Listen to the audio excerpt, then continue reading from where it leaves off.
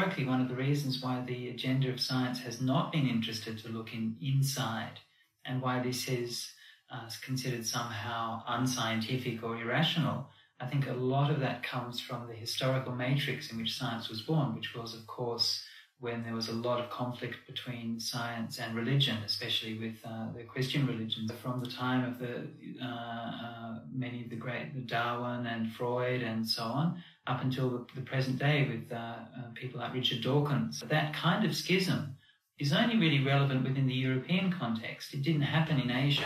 2, 1, booster ignition, and liftoff of the Space Shuttle Discovery, returning to the space station.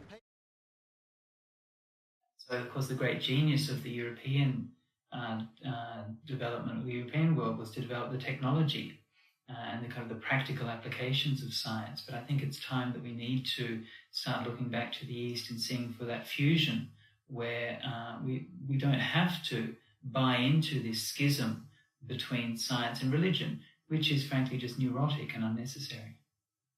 Unless you go inside, meditate, cognitate, and have direct experience of that power which we call God, you cannot really fully appreciate that. Such experience has been achieved by several people, what we call godly men and women, in all places, in all religions, in all cultures, at all times. So reason can take us so far, but there are many things that can't be mathematically demonstrated. But that doesn't mean to say they're any less important.